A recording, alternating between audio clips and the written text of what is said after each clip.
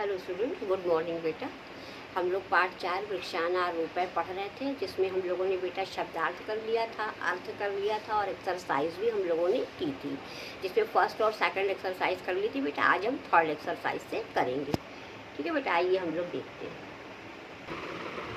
चलिए बेटा, third exercise में है बेटा एक पदेन उत्तर, यानी कि आपको एक पद में, एक शब्द में ही उत्तर देना है। ठीक है बेटा, तो पहला क्वेश्चन है सुदीपः कुत्र अगच्छत।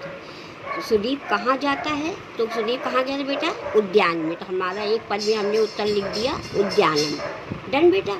फिर माता कस्मै क्रुध्यति, माता किस पे क्रोध करती है?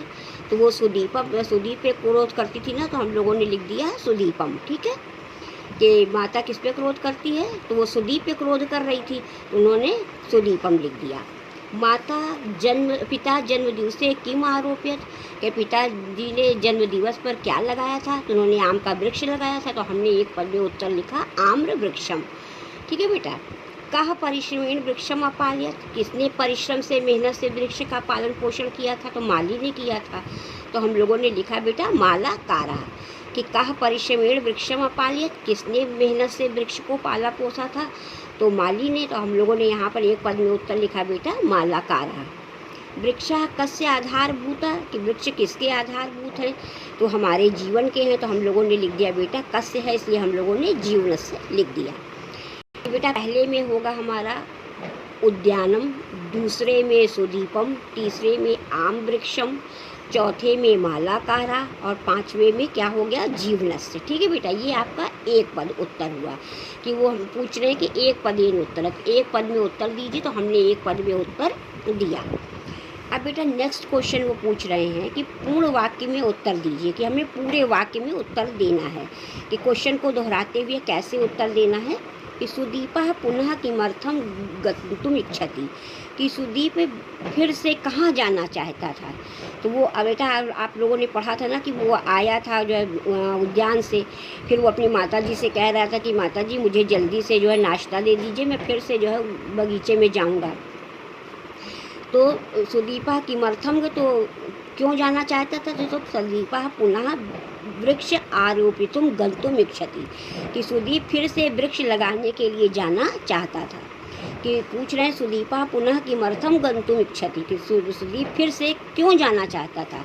तो बेटा हमारा आंसर हुआ सुदीपः पुनः वृक्ष आरोपितुम गन्तुम इच्छति। तो हमारा बेटा हम किमर्थम की जगह वृक्ष आरोपितुम लिख देंगे और पूरा हमारा आंसर बन जाएगा। कि सिर्फ तुमको इसमें किमर्थम की जगह वृक्ष आरोपितुम लिख देना है और हमारा आंसर बन जाएगा। ठीक है बेटा। कि वृक्षः जीवेभ्यः किम किम यच्छन्ति, कि वृक्ष जीवों को क्या क्या देते हैं? तो वृक्ष हम लोगों ने पढ़ा था बेटा ना कि वृक्ष जीवों को शुद्ध वायु, भोजन, औषधि, छाया, आश्रय देते हैं। तो हम लोग आंसर क्या लिखेंगे बेटा? वृक्षः जीवेभ्यः शुद्ध वायुं, भोजनम, औषधिं, छाया, आश्रयं च यच्छन्ति। ये हमारा आंसर होगा बेटा कि वृक्षः जीवेभ्यः शुद्ध वायु, भोजनम, औषधम, छायाम, आश्रयं च यच्छन्ति। ठीक है बेटा। कि वृक्षः कुत्र सहायका भवन्ति, कि वृक्ष कहाँ सहायक होते हैं? तो हम लोगों ने बेटा पढ़ा था ना कि वृक्ष जो है पर्यावरण को शुद्ध करने में और उनका संतुलन बनाए रखने में सहायक होते हैं। तो हमारा आंसर हुआ बेटा वृक्षः पर्यावरण से संशोधने संतुलने सहायका भवन्ति। ठीक है बेटा। कि वृक्षः कुत्र सहायका भवन्ति, वृक्षः पर्यावरण से संशोधने संतुलने सहायका भवन्ति। ठीक है बेटा। अब आपका बेटा पांचवा आंसर है, ये आपको पूरा श्लोक लिखना होगा। कि वृक्ष, ये आप पूछ रहा है विचार किम कर्तव्यम, कि हमें क्या विचार करना होगा, कि हमें क्या विचार करना चाहिए। तो बेटा आपने पढ़ा था ना कि एक पेड़ हमारे क्या है? मित्र हैं, और एक पेड़ जो होता है वो 10 पुत्रों के समान होता है। ये विचार करके हमें उनकी रक्षा करना चाहिए। तो बेटा ये पूछ रहा है कि विचार किम कर्तव्यम, कि हमें क्या विचार करना चाहिए। तो बेटा हम इस श्लोक को पूरा यहाँ पर लिख देंगे। ठीक है।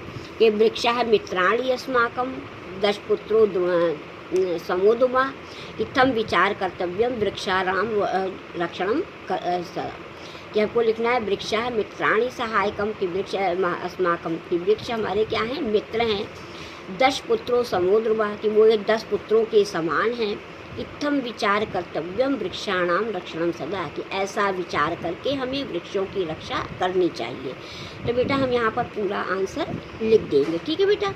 आप आज 2 ही एक्सरसाइज करिए बेटा, क्योंकि आपने तो एक पदेन भी लिख लिया और पूर्ण वाक्य में भी आपको समझ के लिखना है।